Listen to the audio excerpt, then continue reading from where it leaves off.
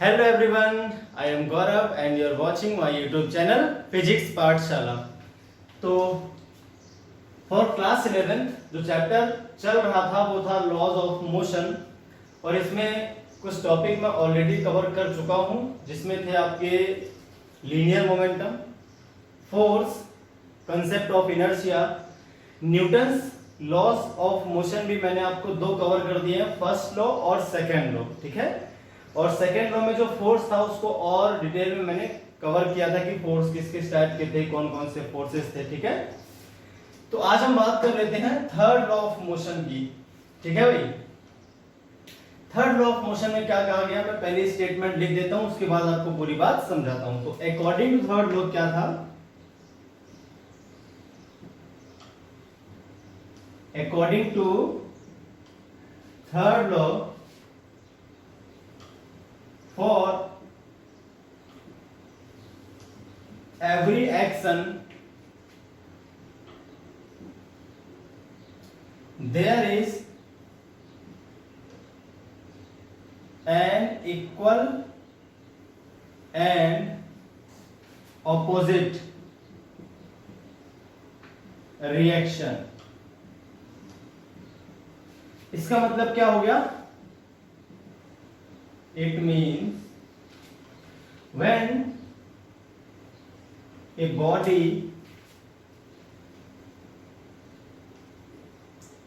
exerts a force on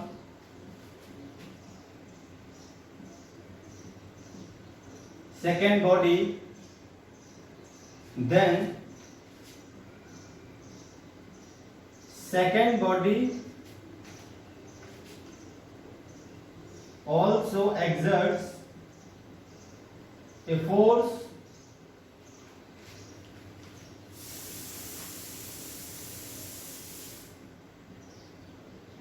equal in magnitude and opposite in direction on first body. भाई statement ये कह रही है जब भी कोई बॉडी दूसरी बॉडी पर फोर्स लगाती है तो दूसरी बॉडी भी पहली बॉडी पर फोर्स लगाती है जिसकी वैल्यू पहली बॉडी द्वारा दूसरी बॉडी पर लगाए गए फोर्स के इक्वल होती है और डायरेक्शन उसकी होती है जस्ट अपोजिट।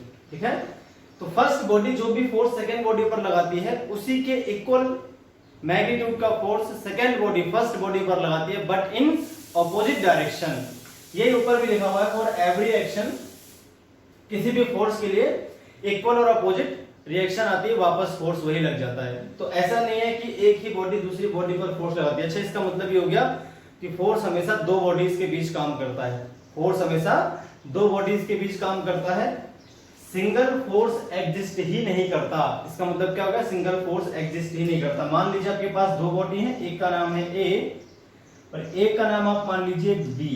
तो अगर यहां पर फोर्स हम लगा दें एफ बी ए वेक्टर, इसको हम क्या पढ़ेंगे, फोर्स ऑन सेकेंड बॉडी, इसको हम पढ़ेंगे भाई force on second body due to first body. और इसको हम क्या पढ़ेंगे भाई,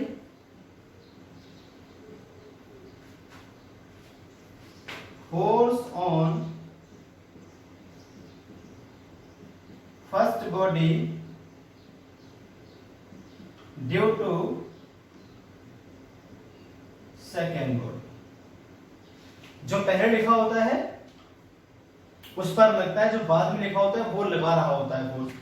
तो अकॉर्डिंग टू थर्ड लॉ जो एफ ए बी वेक्टर है यानी फर्स्ट पर सेकेंड के ड्यू लगने वाला फोर्स, वो सेकेंड के ड्यू फर्स्ट पर लगने वाले फोर्स के बराबर तो है लेकिन अपोजिट डायरेक्शन में है, इसलिए हम यहाँ पर एक माइनस लगा देंगे। तो F A B vector is equal to होता है minus F B A vector, या फिर हम ऐसे भी लिख सकते हैं दोनों के मॉड इक्वल होते हैं। एफ ए बी का mod is equal to F B A का मॉड। अगर A vector is equal to minus B vector है तो ए वेक्टर का मॉड और बी वेक्टर का मॉड तो सेम है, वैल्यू तो सेम है, बस डायरेक्शन जस्ट अपोजिट है।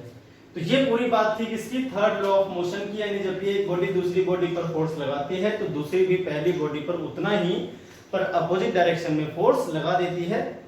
हजारों एग्जांपल आपको ऐसे मिल जाएंगे जहां पर ये सब हो रहा हो। किसी भी फोर्स की हम बात कर लें, ग्रेविटेशन की, इलेक्ट्रोस्टैटिक की, या किसी भी फोर्स की बात करें, तो ये थर्ड लॉ आपका वहां पर क्या होता है, एप्लीकेबल होता है। ठीक है भाई, तो इसे एक बार नोट कर लें। इसके बाद हम कुछ और बातें डिस्कस करते हैं इस फोर्स के इस लॉ के बारे में।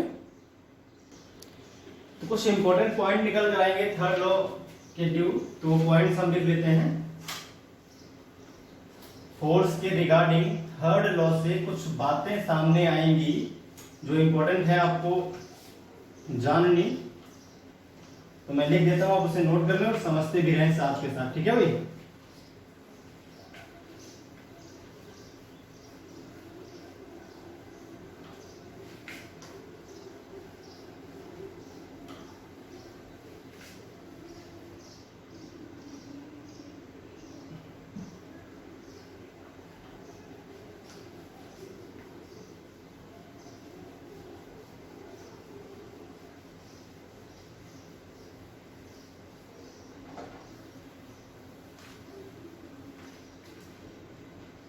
चलिए तो देखते हैं कुछ पॉइंट्स क्या थे। नंबर फर्स्ट पॉइंट हो गया यहां से।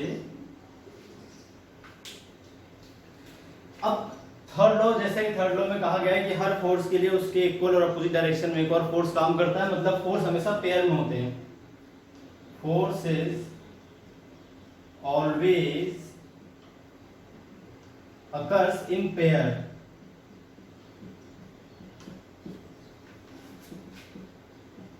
Single isolated force is not possible. ठीक है, देखिए मैं ये कह रहा हूं कि एक बॉडी पर सिंगल फोर्स पॉसिबल है। एक बॉडी है आपके पास तो उस पर एक फोर्स पॉसिबल है, लेकिन फोर्स हमेशा दो बॉडीज के बीच काम करता है, तो उस फोर्स की एक रिएक्शन दूसरी बॉडी पर जाकर लग जाएगी। तो ये जो स्टेटमेंट लिखी है इसमें ये लिखा हुआ है कि फोर्सेस हमेशा पेयर में होते हैं, मतलब कि दो बॉडीज पर ही लगते हैं। एक बॉडी पर फोर्स लगा, दूसरी बॉडी पर भी लग जाएगा इक्वल अमाउंट में। अकेली बॉडी खुद पर तो फोर्स लगा नहीं सकती, तो फोर्स लगाने के लिए हमेशा दो बॉडीज कम से कम चाहिए। ठीक है, अगर सिंगल बॉडी है तो उस पर कोई दूसरी बॉडी ही फोर्स लगा सकती है, वो खुद अपने ऊपर फोर्स नहीं लगा सकती, इसीलिए सिंगल आइसोलेट फोर्स पॉसिबल नहीं होता। तो अगर आपको कोई अकेली बॉडी दे रखी है, उसमें फोर्स दे रखा है, तो उसकी एक और पेयर्ड बॉडी होगी जिसने उस पर फोर्स लगाया होगा, तो उस पर भी एक फोर्स काम कर रहा होगा, इसलिए यहाँ पर दो फोर्स हैं। ठीक है, फोर्स हमेशा किस में पाए जाते हैं, पेयर में। सिंगल फोर्स कभी पॉसिबल नहीं होता, आपको बात ध्यान रखनी है। ठीक है, यहां लिख देंगे बात, it means force exerted between two bodies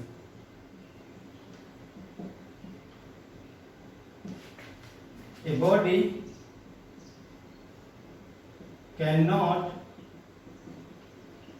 exert force on itself।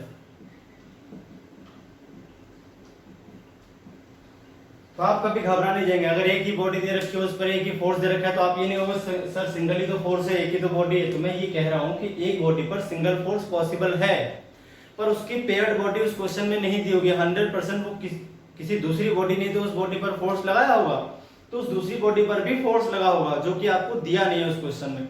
ठीक है, तो कभी अगर सिंगल बॉडी पर एक ही फोर्स दे रखा है तो इसका मतलब ये नहीं कि स्टेटमेंट गलत हो जाएगी। स्टेटमेंट आपकी बिल्कुल सही है, बस दूसरी बॉडी क्वेश्चन में गिवन नहीं है। 100% दूसरी बॉडी है। जैसे अगर हम बोले किसी बॉडी का वेट, तो वेट तो एक ही फोर्स हो गया, तो किसी बॉडी का जो वेट है वो अर्थ के द्वारा उस पर लगाया गया फोर्स है, तो उस बॉडी ने भी अर्थ पर फोर्स लगाया था, बस उस क्वेश्चन में वो बात गिवन नहीं थी। जब भी हम बात करते हैं किसी बॉडी का वेट काम कर रहा है नीचे की ओर, तो एक ही फोर्स हो गया।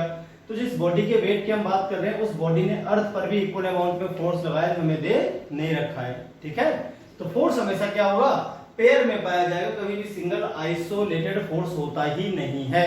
क्वेश्चन में अगर ऐसा दिया भी है तब भी आपको ये बात समझनी है कि दूसरी बॉडी गिवन नहीं है, हालांकि फोर्स है किसमें, पेयर में ही है। ठीक है, चलिए तो अब इसके आगे एक और बात कर लेते हैं। नेक्स्ट इंपॉर्टेंट बात क्या है,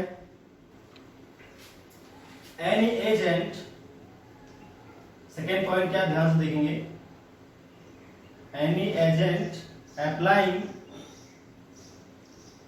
ए फोर्स also experiences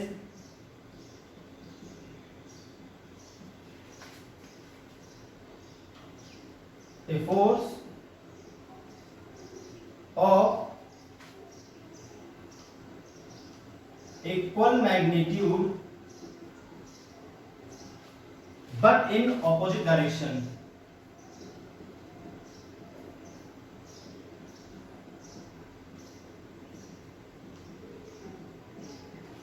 ठीक है भाई, बट इन ऑपोजिट डायरेक्शन। अब जो फोर्स लगाया था एजेंट ने, the force applied by agent is called action and the counter force जो उसके बदले में लगा है, and the counter force experienced by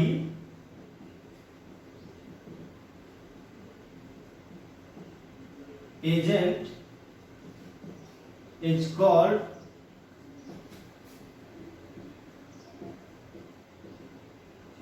reaction. ठीक है, तो ये हो गया आपके पास एक्शन, और जो उसके अपोजिट डायरेक्शन में दूसरा फोर्स काम करता है उसको हम क्या बोल देते हैं भाई, रिएक्शन। ठीक है,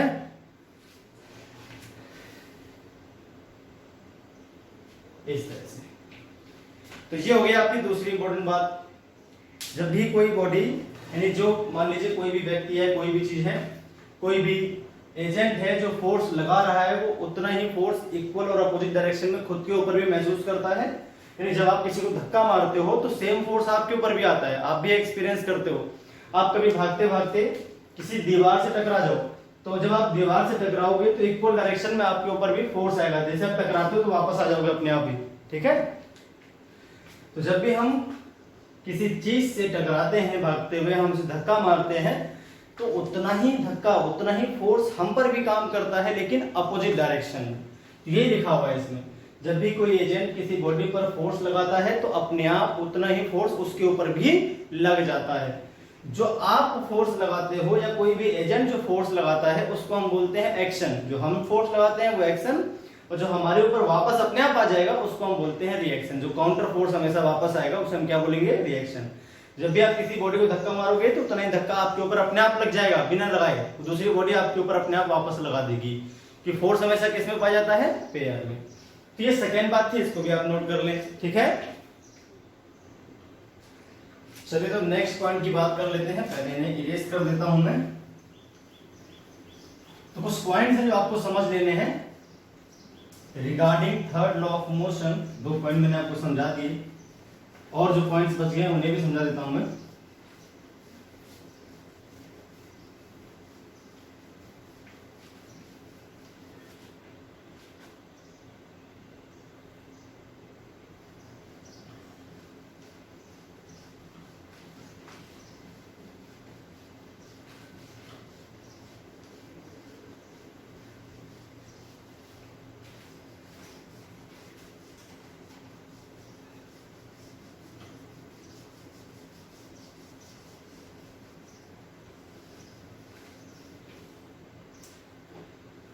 थर्ड पॉइंट देखिए, एक्शन एंड रिएक्शन।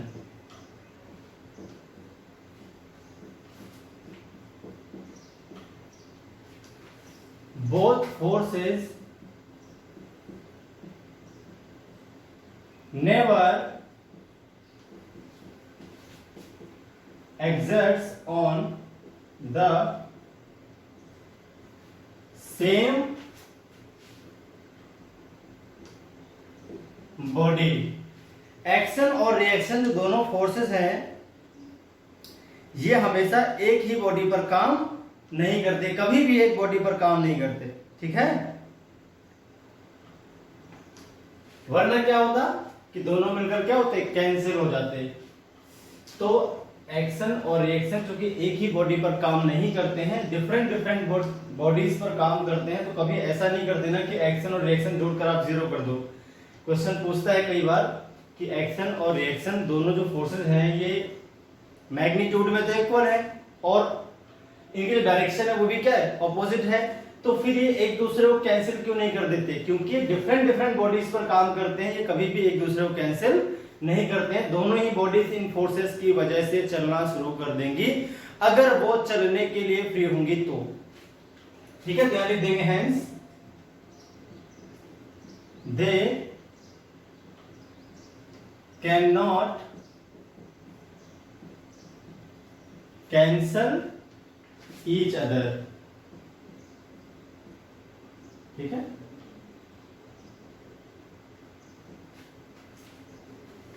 तो कभी भी सिंगल बॉडी पर काम नहीं करते, इसलिए एक दूसरे को कैंसिल भी नहीं करते एक्शन और रिएक्शन, भले ये सेम इनकी वैल्यू है और ये अपोजिट डायरेक्शन में है, पर एक फोर्स एक बॉडी पर, दूसरा फोर्स दूसरी बॉडी पर है। जब एक ही बॉडी पर दो फोर्स काम करते हैं जिनकी वैल्यू सेम हो, डायरेक्शन अपोजिट हो, तो वो एक दूसरे को कैंसिल कर देते हैं, बॉडी किस में आ जाएगी, रेस्ट में आ जाएगी। पर दो डिफरेंट बॉडीज पर एक फोर्स काम कर रहे हैं, मान लीजिए इस ए बॉडी पर इस डायरेक्शन में, एक फोर्स काम कर रहे हैं मान लीजिए बी बॉडी पर इस डायरेक्शन में, ठीक है। ये हो गया एफ, ये हो गया एफ। अब इस एफ की वजह से ये बॉडी मूव करेगी और इस एफ की वजह से ये बॉडी मूव करेगी, ठीक है। दोनों ही बॉडी क्या है, मूव करना शुरू कर देंगे अगर वो मूव करने के लिए फ्री है तो इस तरह से आपके पास थर्ड पॉइंट भी समझ में आपको आ गया हो। कभी अगर आपसे क्वेश्चन पूछता है क्या एक्शन और रिएक्शन एक दूसरे को कैंसिल कर सकते हैं, तो आप बोलोगे कभी नहीं कर सकते, क्योंकि एक ही बॉडी पर काम ही नहीं करते, डिफरेंट बॉडीज पर वर्क कर रहे होते हैं, ठीक है। चलिए तो देखते हैं नेक्स्ट पॉइंट क्या है। तो अब पॉइंट्स में अब हम बात कर लेते हैं एग्जांपल्स की थर्ड लॉ के, जो डेली लाइफ में हम देखते हैं और महसूस करते हैं। तो थर्ड लॉ के जो डेली लाइफ एग्जांपल्स हैं वो आप एक बार समझ लें, कहां कहां पर थर्ड लॉ आपका एप्लीकेबल हो रहा है, कहां कहां पर ये अप्लाई हो रहा है। तो देखिए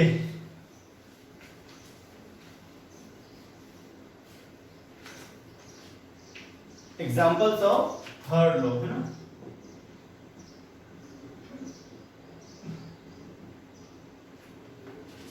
नंबर फर्स्ट, swimming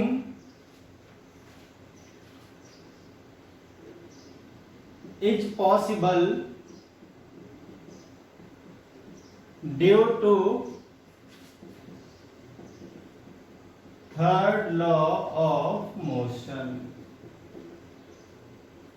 स्विमिंग कैसे होती है आप ध्यान से देखिए। स्विमिंग करते समय हम क्या करते हैं, स्विमिंग करते समय हम अपने हाथों से पानी को पीछे की ओर ढकेलते हैं, इस तरह से, ठीक है, ऐसे करके। तो स्विमिंग जब आप करते हो तो पानी को पीछे की ओर ढकेलते हो, वो पानी आपको आगे की ओर ढकेल देता है, ठीक है।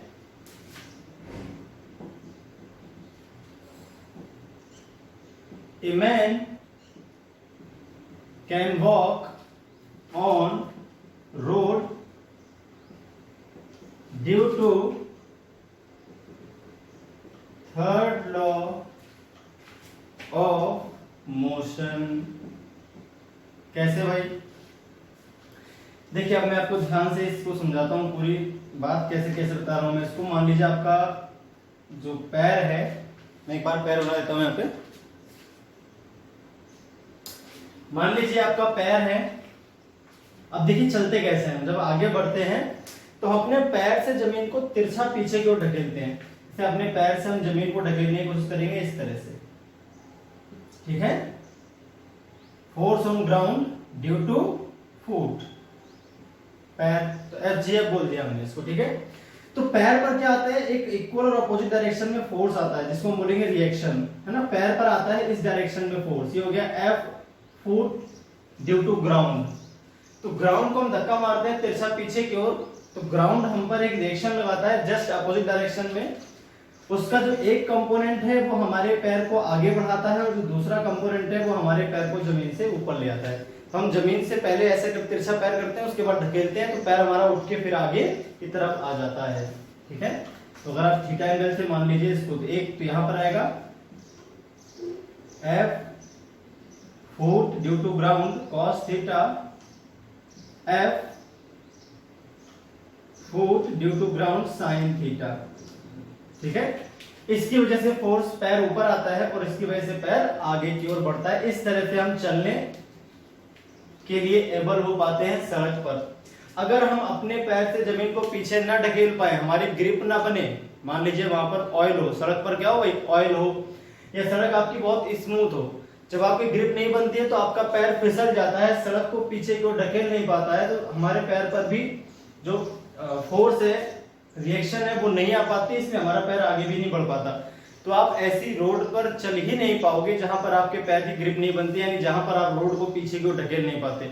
अगर आप रोड को पीछे की ओर नहीं ढकेल पाओगे या ढकेलने की कोशिश नहीं कर पाओगे तो आपका पैर भी आगे नहीं आएगा। ठीक है, तो ग्रिप बहुत जरूरी है और फ्रिक्शन हमें चाहिए ही चाहिए होता है चलने के लिए। तो चलने में भी एक्शन रिएक्शन लागू हो रहा है, चलने में भी क्या हो रहा है, एक्शन रिएक्शन लागू हो रहा है। ठीक है, जब कोई बर्ड है, पक्षी उड़ता है तो वो अपने पंखों से हवा को ढकेलता है नीचे की ओर। ठीक है, तिरछा इस तरह से दोनों पंखों से हवा को नीचे की ओर ढकेलता है। यहां पे वो एग्जांपल भी लेते हैं, a bird can fly, a bird can fly in air due to third law of motion. कैसे, जब जो पक्षी है आपका वो अपने पंखों से हवा को नीचे ढकेलता है तो हवा भी उस पर अपवार्ड डायरेक्शन में फोर्स लगा देती है, जिससे वो ऊपर की तरफ उड़ जाता है। मैं आपको फिगर बना के समझाता हूँ, एक बार देखें, आप वो एग्जांपल भी देख लें। इस तरह से और बहुत सारे एग्जांपल आपको मिल जाएंगे। रॉकेट का है, रॉकेट जो है मूव करता है वो भी थर्ड लॉ से मूव करता है। उसमें से गैस होती है इजेक्ट पीछे की तरफ, जिससे वो आगे की तरफ मूव कर पाता है। ठीक है, पक्षी जो है जब उड़ने की कोशिश करता है तो वो अपने पंखों से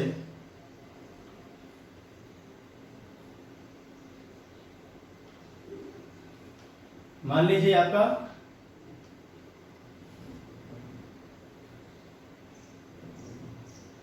ठीक है पक्षी है, तो करता क्या है, अपने दोनों पंखों से इस तरह से ऐसे लगाता है फोर्स तिरछी डायरेक्शन में नीचे की ओर। तो इस वाले पंख से इस डायरेक्शन में फोर्स लगाता है और इस वाले पंख से इस डायरेक्शन में, तो नेट फोर्स आता है नीचे की ओर। ठीक है, अपने दोनों पंखों से ये फोर्स लगाता है अपोजिट डायरेक्शन में, तो ऐसे लगाता है, इस तरफ आता है एक फोर्स ऐसे और एक फोर्स से लगाता है इस तरह से। तो इन दोनों का रिजल्टेंट आपका आता है नीचे की ओर। इन दोनों का अगर मैं रिजल्टेंट बनाता हूं तो किस तरफ आ जाएगा भाई, नीचे की ओर आ जाएगा। ये हो गया इन दोनों का रिजल्टेंट। ये तो इतना ही फोर्स इस पर भी क्या होता है, अपोजिट डायरेक्शन में लग जाता है, जस्ट ऊपर की ओर, जिससे ये हवा में उड़ पाता है। ठीक है, तो ये आपका जो पक्षी था उस पर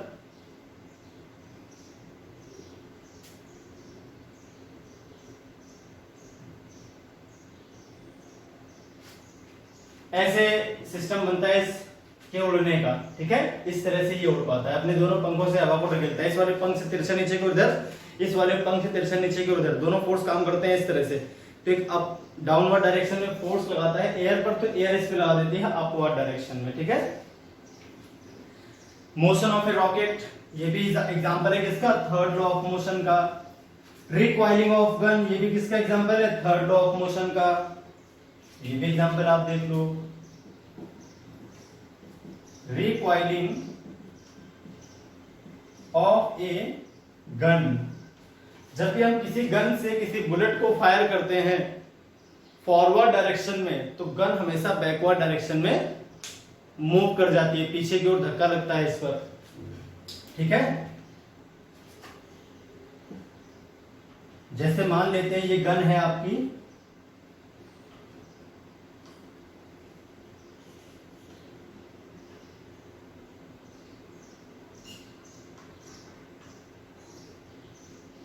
ठीक है, इस तरह से। और इसमें से आपने एक बुलेट को फायर कर दिया। मान लीजिए बुलेट का जो मास है वो स्मॉल m है और गन का जो मास है वो कैपिटल M है। ठीक है,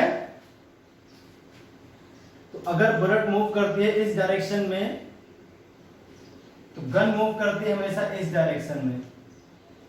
ठीक है, अपोजिट डायरेक्शन में मूव कर जाती है। ये भी क्या है, एक्शन रिएक्शन। बुलेट पर गन फोर्स लगाती है फॉरवर्ड डायरेक्शन में, तो बुलेट गन पर फोर्स लगा देती है बैकवर्ड डायरेक्शन में। फिफ्थ एग्जांपल भी इसका लिख लें, motion of rocket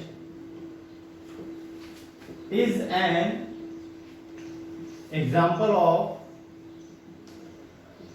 third law of motion. Clear हो गई भाई बात? तो ये थे कुछ example third law of motion के, मैंने आपको बता दिए। इसके अलावा भी बहुत सारे एग्जाम्पल आपको थर्ड लॉ ऑफ मोशन के मिल जाएंगे। तो आई होप आपको पूरी बात इसमें समझ में आ गई होगी थर्ड लॉ ऑफ मोशन में क्या क्या थे। जितने भी इंपॉर्टेंट फैक्ट्स थे related to third law of motion मैंने आपको बता दिए। चलिए तो अब बात करते हैं नेक्स्ट टॉपिक की।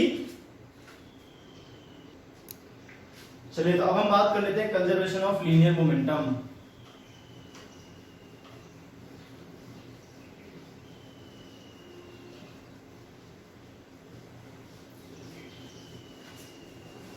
चलिए कंजर्वेशन ऑफ लीनियर मोमेंटम में क्या है ये भी आपको समझ लेना है।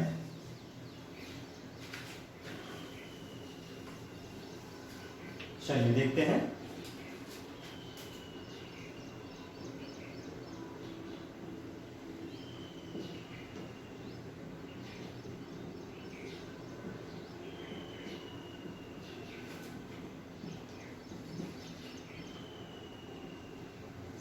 लीनियर मोमेंटम में ऑलरेडी आपको बता चुका हूं क्या होता है। किसी भी मूविंग बॉडी का मास और उसकी वेलोसिटी का जो मल्टीप्लिकेशन है उसको हम बोलते हैं linear momentum.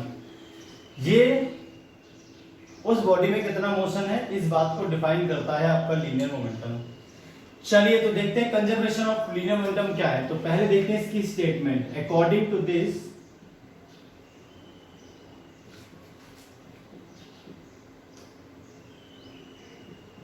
the linear momentum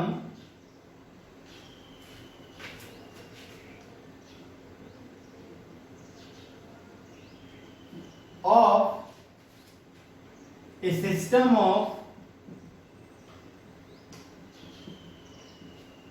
two or more bodies always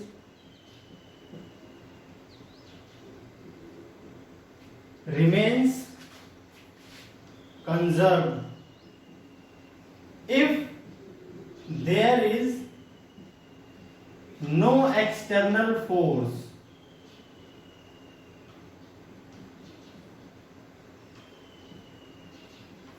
on that system। यानी दो या दो से अधिक बॉडी से कोई सिस्टम है और उस पर किसी भी और एजेंसी से या किसी भी बाहरी सोर्स से उस सिस्टम पर कोई फोर्स न लगाया जाए। अगर वो बॉडीज आपस में एक दूसरे पर फोर्स लगाती हैं तो उसको बोलते हैं इंटरनल फोर्स। सिस्टम की दो बॉडीज या दो से अधिक बॉडीज हैं, अगर वो आपस में एक दूसरे पर फोर्स लगाती हैं तो उसको हम बोलते हैं इंटरनल फोर्स। कोई भी अदर बॉडी जो सिस्टम से रिलेट ना करती हो या कोई भी अदर एजेंसी या कोई भी अदर सोर्स उस सिस्टम पर बाहर से फोर्स न लगाए तो उसमें जितनी भी बॉडीज हैं उनके लीनियर मोमेंटम का टोटल हमेशा कंजर्व रहेगा। अलग जैसे मान लीजिए दो बॉडीज हैं, दोनों बॉडीज का लीनियर मोमेंटम बदल जाएगा लेकिन उनका सम जो आएगा, उनका जो वेक्टर सम आएगा वो हमेशा कांस्टेंट रहेगा। ठीक है, तो यहां क्या बताना चाह रहा है ये कि P initial vector total is equal to P final vector total. यानी लीनियर मोमेंटम टोटल जो इनिशियल है और लीनियर मोमेंटम टोटल जो फाइनल है उनका जो आंसर आएगा वो हमेशा क्या आएगा, इक्वल आएगा। ठीक है, वेक्टर फॉर्म में। चलिए इसको प्रूफ कर लेते हैं। प्रूफ कैसे करेंगे ये भी देख लेते हैं, और प्रूफ कैसे करेंगे इसका। तो प्रूफ हम करेंगे by third law of motion. हमने क्या किया, दो बॉडीज यहां पर ले ली, ठीक है। जैसे मान लीजिए आप दो बॉडीज ले लेते हो, एक हो गई आपके पास बॉडी ए और दूसरी मान लीजिए हो गई बॉडी बी। क्लियर हो गई बात। तो दो बॉडीज आपने यहां पर ले ली। अब मान लीजिए इन दोनों के बीच जो फोर्स काम कर रहा है, ठीक,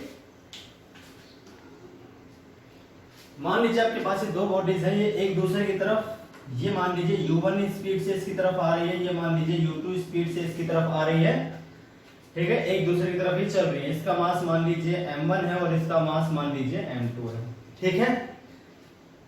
तो ये एक दूसरे की तरफ आई और इनकी टक्कर हुई आपस में। टक्कर होने के बाद दोनों ने एक दूसरे पर फोर्स लगाया, ठीक है भाई। इनका कोलिजन हो गया, ऐसा आप मान लो, समझ लो दिमाग में, इनका हो गया कोलिजन। इसने फोर्स लगा दिया इस पर F1 2 पहले पर दूसरे के ड्यू, और ये मान लीजिए हो गया आपका F21 दूसरे पर पहले के ड्यू। जो फोर्स है वो आपका आ गया, ठीक है। अब क्या हुआ, इनकी जो वेलोसिटीज है वो बदल गई। ये मान लीजिए v1 वेक्टर से मूव करने लगा m1 और ये मान लीजिए v2 वेक्टर से मूव करने लगा m2, ठीक है। इस तरह से ये हो गई बातें आपके सामने। तो आपको जैसे कि मैंने बताया था, अभी जो फोर्सेस काम करते हैं दोनों बॉडीज के बीच, इसको मैं रेस कर देता हूं। देखिए बाहर से तो कोई फोर्स काम कर नहीं रहा, यहां पर बाहर से कोई फोर्स काम नहीं कर रहा है। एक्सटर्नल फोर्स क्या है सिस्टम पर, 0 है, ठीक है। और जो इंटरनल फोर्स होते हैं दो बॉडीज पर, वो हमेशा क्या होते हैं, always equal in opposite direction. तो अगर हम दोनों बॉडीज की एक साथ बात करें तो F12 vector is equal to क्या हो जाएगा, minus F21 vector by third law. ये तो हम जानते ही है। अब देखिए ये क्या आएगा, ये आएगा आपका फोर्स ऑन वन। जो पहली बॉडी पर फोर्स काम करेगा वो पहली बॉडी के लीनियर मोमेंटम में चेंज करेगा। तो ये आ जाएगा आपका dp1 वेक्टर अपॉन में dt minus dp2 vector upon में dt। बोलिए आएगा कि नहीं आएगा, क्योंकि F इज इक्वल टू क्या होता है फिर, dp by dt। The rate of change of linear momentum is directly proportional to applied force.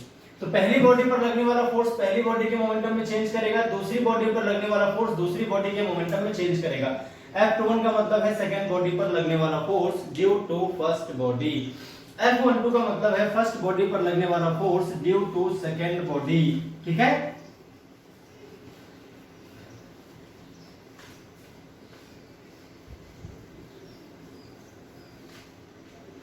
यहां से अगर आप ध्यान से देखते हो तो dp1 वेक्टर, अच्छा dp1 वेक्टर क्या आ जाएगा, चेंज। तो चेंज इन फर्स्ट हो जाएगा आपका final of first minus initial of first body vector is equal to क्या हो जाएगा, minus p final of second body minus p initial of second body, ठीक है। अपॉन में dt से अपॉन में dt आप कैंसिल कर सकते हो, दोनों तरफ कैंसिल कर दिया आपने भाई, dt से dt कैंसिल हो गया। और जो चेंज है ऊपर dp1 और dp2 का मतलब क्या है, पहली बॉडी के मोमेंटम में चेंज। इसका मतलब क्या है, d का मतलब चेंज, पहली बॉडी के मोमेंटम में चेंज। dt से dt आपने बोथ साइड कैंसिल ही कर दिया है। तो f वाले को इधर शिफ्ट कर लो और i वाले को आप उधर शिफ्ट कर सकते हो, जैसे भी आप करना चाहो। यहां आ जाएगा pf1 plus pf2 vector minus, इधर चलेंगे तो माइनस माइनस प्लस हो जाएगा, इधर आके प्लस हो जाएगा। तो pi1 vector plus pi2 vector, ठीक है। इसका मतलब क्या हो गया, p vector final total is equal to p vector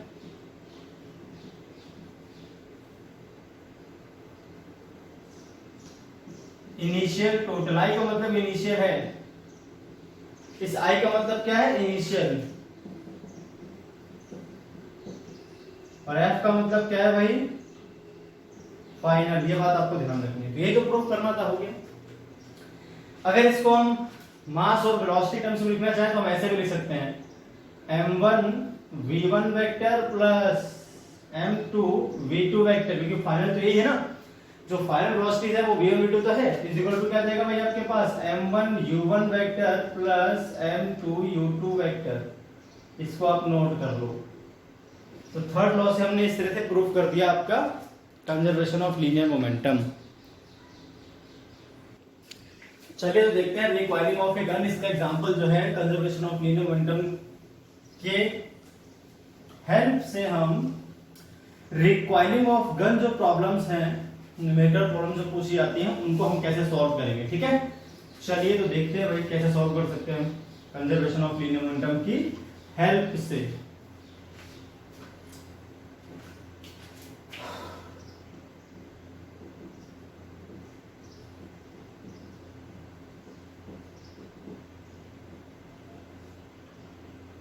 requiring of a gun में क्या है, मान लीजिए आपके पास एक गन है,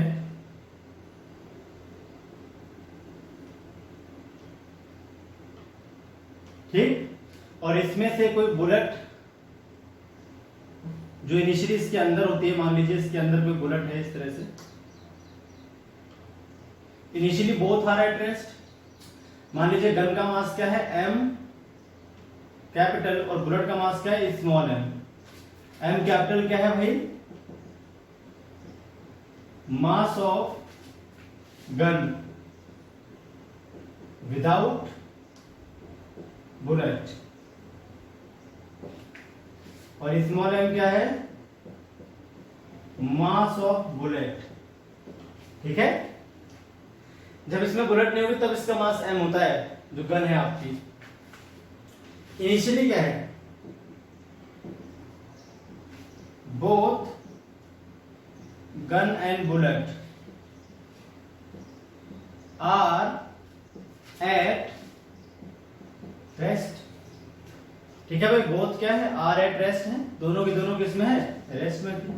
तो उस केस में क्या आ जाएगा,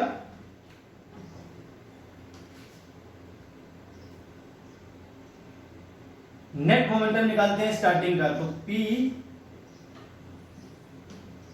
इनिशियल वेक्टर टोटल कितना आ जाएगा, 0 है कि नहीं, कितना आ जाएगा, 0 वेक्टर है ना। अब देखते हैं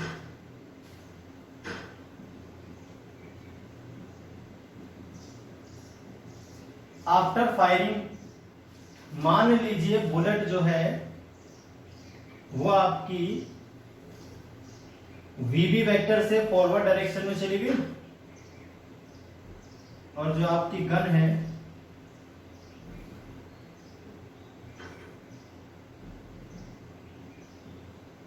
वो बैकवर्ड डायरेक्शन में आ गई, इसका मास स्मॉल है। ठीक है, अब देखते हैं इनका फाइनल मोमेंटम, दोनों का फाइनल मोमेंटम। अब ध्यान से देखो, आप अगर वेक्टर फॉर्म में देखें तो इस डायरेक्शन को हम पॉजिटिव बोलेंगे और इस डायरेक्शन को हम नेगेटिव बोल देंगे। ठीक है, तो इन दोनों का जो मोमेंटम मिलाकर आएगा वो m वीबी वेक्टर तो गया बुलेट का, और plus capital M minus VG vector आ जाएगा। ठीक है, ये आप वेक्टर फॉर्म में कर रहे हो, सीधे ऐड कर लेना, बाद में इसमें माइनस अपने आप कैप दिखाएगा तो आपको लगा देनी है। ठीक है, ये आ गया नेट आपका P फाइनल टोटल। और हम जानते हैं लीनियर मोमेंटम इनिशियल और फाइनल दोनों क्या होते हैं, आपस में इक्वल होते हैं, तो उस केस में क्या हो जाएगा भाई,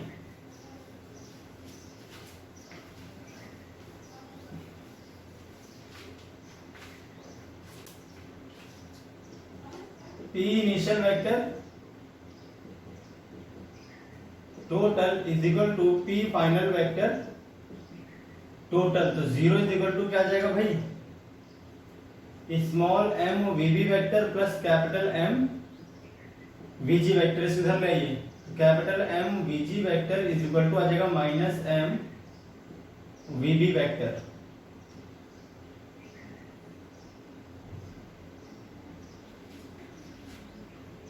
तो दोनों का ही लीनियर मोमेंटम जो था वो इक्वल आएगा, लेकिन अपोजिट डायरेक्शन में। माइनस क्या बता रहा है कि जिस डायरेक्शन में ये वेक्टर है उसकी अपोजिट डायरेक्शन में ये वेक्टर रहेगा। ठीक है, तो इस तरह से आपका ये फॉर्मूला आ गया। आप सीधे इससे डायरेक्ट सॉल्व कर सकते हो। मैं क्वेश्चन आपको देता हूं तुरंत इसी पर, और आप देखें कैसे हम सॉल्व करते हैं उस क्वेश्चन को। ठीक है,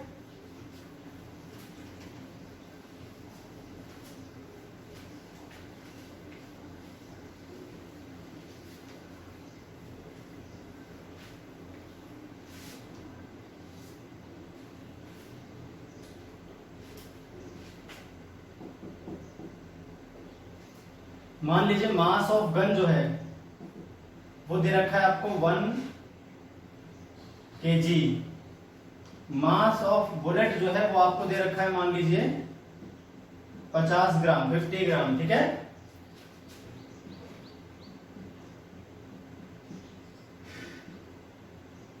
initially both are at rest, after firing bullet goes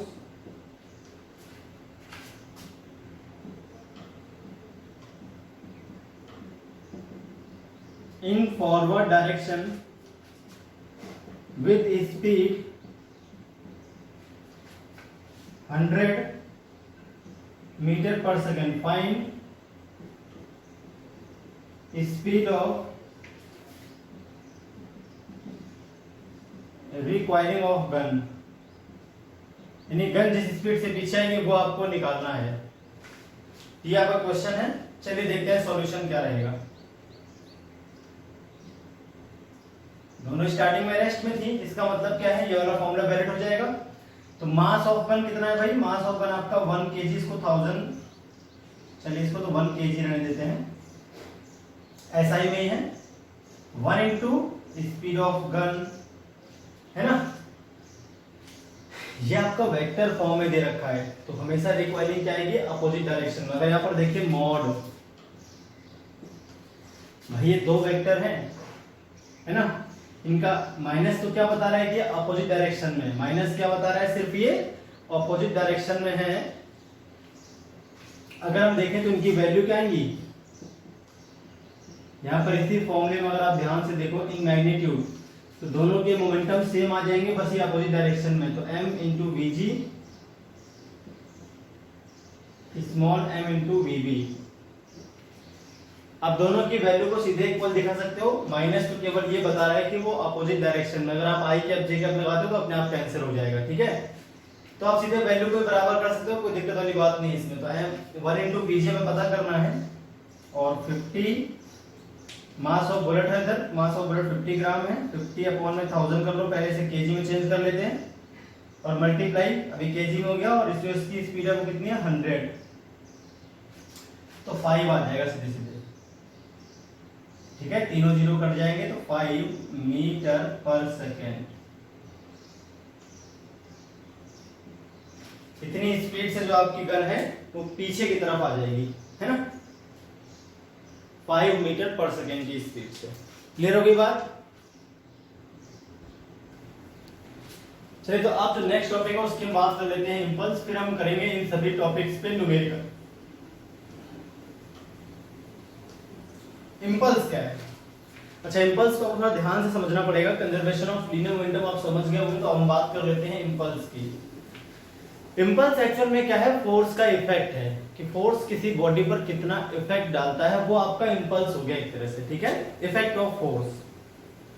अब आप पहले ध्यान से एक बात समझें, किसी फोर्स का जो इफेक्ट है, जो किसी बॉडी पर लग रहा है फोर्स, उस बॉडी पर वो कितना इफेक्ट डालेगा, ये दो बातों पर डिपेंड करता है। एक तो उस फोर्स की वैल्यू क्या है, और एक वो फोर्स कितने टाइम तक उस बॉडी पर लगा है। जैसे आप मान लीजिए कि अगर आपके हाथों पर 50 kg का वजन रख दिया जाए, 50 kg मास रख दिया जाए, ठीक है, तो आपको काफी भारी लगता है।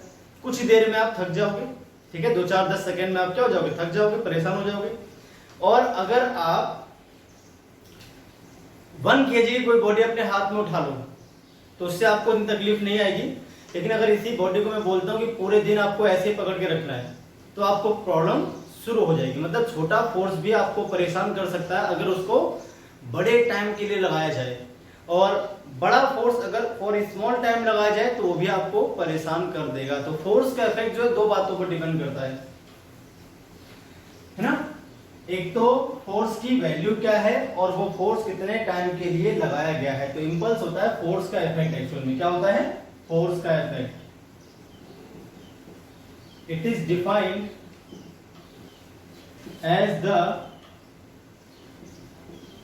Effect of force on a body. It is measured, इसको मेजर कैसे करते हैं? It is measured by the product of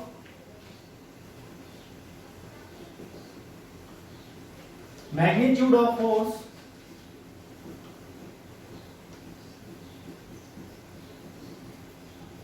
exerted on a body m and time interval for which it exerts on that body।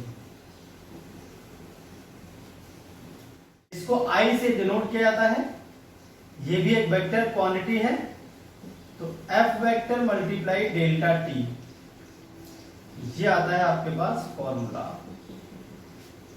F vector multiply delta T, ये क्या है भाई? It is a vector quantity. It is a vector quantity. अगर हम देखें 22 second लो,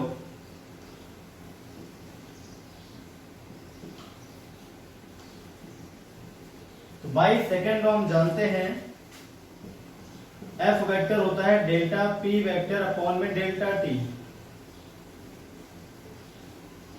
ठीक है, यहां से अगर हम ध्यान से देखें तो F vector multiply delta T किससे इक्वल आ जाएगा? डेल्टा P वेक्टर के। हेंस जो आपका इंपल्स आता है I वेक्टर, वो किससे किससे इक्वल आ जाएगा? F vector multiply delta P या फिर डेल्टा टी, या फिर सीधे चेंज इन लीनियर मोमेंटम भी आप कह सकते हो। ठीक है, अगर मैं सिर्फ इसकी वैल्यू की बात करूं I, तो I आपका सीधे चेंज इन लीनियर मोमेंटम का मतलब हो गया PF माइनस PI। ये भी आ सकता है आपका फॉर्मूला। अगर किसी बॉडी के लीनियर मोमेंटम में कोई चेंज आया है तो उस पर लगने वाले इंपल्स को आप तुरंत निकाल सकते हो। ठीक है भाई, तो ये हो गया आपके पास फॉर्मूला। अगर आपको एफटी ग्राफ दे रखा है तो उसका एरिया ही इंपल्स होगा, इसे आप नोट कर लो और फिर ग्राफ में भी देख लो फॉर्मूला क्या आएगा। तो आप समझ गए इंपल्स क्या है? इफेक्ट ऑफ फोर्स है, किसी बॉडी पर लगने वाले फोर्स और वो कितने टाइम के लगा है, उस टाइम को अगर फोर्स से मल्टीप्लाई कर दिया जाए तो आपका इंपल्स आ जाएगा। ये एक वेक्टर क्वांटिटी है। ठीक है भाई, और यही आपका चेंज इन लीनियर मोमेंटम के भी बराबर होता है। चेंज इन लीनियर मोमेंटम के भी बराबर होता है आपका इंपल्स। तो अगर आपको फोर्स और टाइम दे रखा है तो आप फोर्स मल्टीप्लाई टाइम वाला फॉर्मूला यूज कर लोगे, और अगर आपको मोमेंटम इनिशियल और मोमेंटम फाइनल दे रखा है तो आप दोनों को माइनस करके भी इंपल्स निकाल सकते हो। ठीक है, अगर आपको एफटी ग्राफ दे रखा है क्वेश्चन में, अगर आपको एफटी ग्राफ क्वेश्चन में दे रखा है, ठीक है, तो आप उसके एरिया से भी इंपल्स इजीली निकाल सकते हो। इधर मान लीजिए फोर्स है, इधर मान लीजिए ग्राफ आपका क्या है? टाइम है। ये मान लीजिए आपका ग्राफ है कुछ इस तरह से। ठीक है, कैसे भी ग्राफ हो सकता है। ये जो इसका एरिया आएगा किसके साथ? एक्स, टाइम एक्सिस के साथ। ये पूरा जो एरिया है जो मैंने कर दिया कलर, तो यहां लिख देंगे area of force time graph with time axis is equal to impulse. और एरिया कैसे निकालते हैं, मैंने आपको बताया था कि एरिया निकलता है हमेशा इंटीग्रेशन से। किसी भी ग्राफ एक्स वाई ग्राफ का जो एरिया होता है वो इंटीग्रेशन से आप निकाल सकते हो बहुत easily. F D T integration from t1 to t2 with proper limit, जो भी आपसे पूछेगा आप इम्पल्स निकाल सकते हो। ये एरिया क्या होता है, इंटीग्रेशन होता है। तो इस तरह से आप इजीली एरिया निकाल सकते हो। तो क्वेश्चन देख लेते हैं दो एक इस टॉपिक पर जो मैंने आपको इम्पल्स बताया है। चलिए क्वेश्चन न्यूमेरिकल देखते हैं कैसे करना है हमको।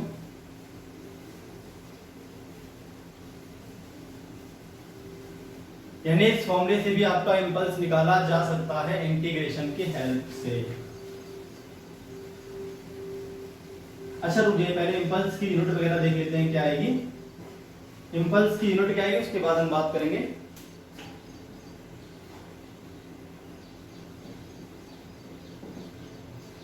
यूनिट आएगी आपकी जो फोर्स की क्या होती है न्यूटन, टाइम की क्या होती है सेकेंड, या फिर किलोग्राम मीटर पर सेकेंड। ठीक है, ये आ गया आपके एसआई में डाइन सेकेंड या फिर ग्राम सेंटीमीटर पर सेकेंड आपकी आ गया। आगे सीजीएस में यूनिट।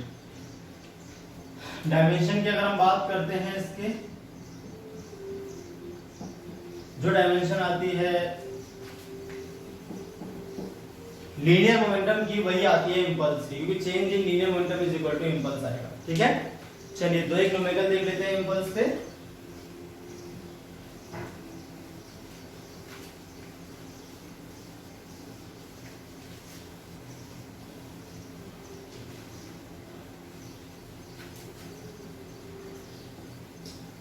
मान लीजिए आपको एक ग्राफ दे रखा है,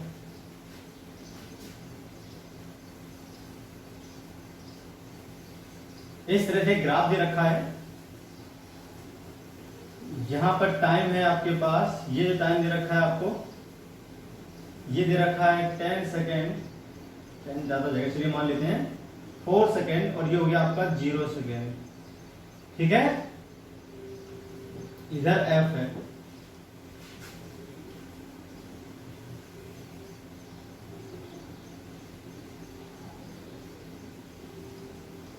in graph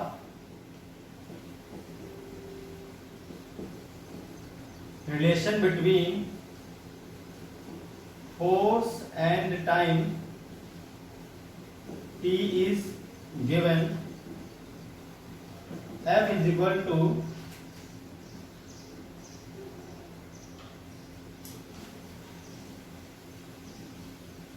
आपको दे रखा है t इज इक्वल टू मान लीजिए 4f स्क्वायर। ठीक है, t is equal to 4f square आपको दे रखा है। जो टाइम है वो दे रखा है आपको इस तरह से, टाइम और फोर्स के बीच का रिलेशन। Find impulse. ठीक है, from 0 to 4 second, from 0 to 4 second आपको इंपल्स पता करना है। चलिए देखते हैं कैसे सॉल्व करेंगे इसको। मैंने आपको बताया था अभी एफ टी ग्राफ का जो एरिया है वही इंपल्स होता है, और एरिया को हम बोलते हैं integration. F D T, time 0 से लेकर 4 है तो 0 से लेकर 4 आपकी लिमिट हो जाएगी। अब देखिए अगर मैं f को रिप्लेस करता हूं t के टर्म्स में, तो f इज इक्वल टू क्या आ जाएगा यहां से root T by two, root T by two. f बराबर क्या है भाई यहाँ पे, रूट टी डिवाइडेड बाई 2। इस तरह से ये आ गया 0, ये आ गया 4, ये हो गया आपका इंपल्स। देखते हैं आगे।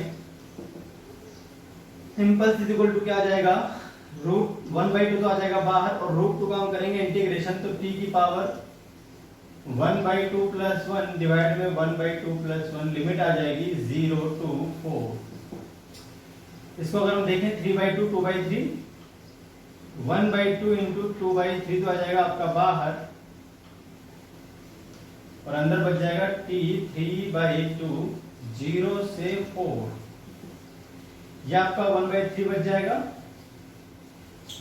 t की पावर 3/2 का मतलब है रूट t का होल क्यूब। लिमिट है 0 to 4। अरे 3/2 का मतलब होता है रूट t का होल क्यूब। तो 1/3 रूट t के प्लेस पे पहले रूट 4 का होल क्यूब माइनस रूट 0 का होल क्यूब। रूट 4 का मतलब हो गया 2 का क्यूब माइनस 0, ये हो गया आपका 8/3।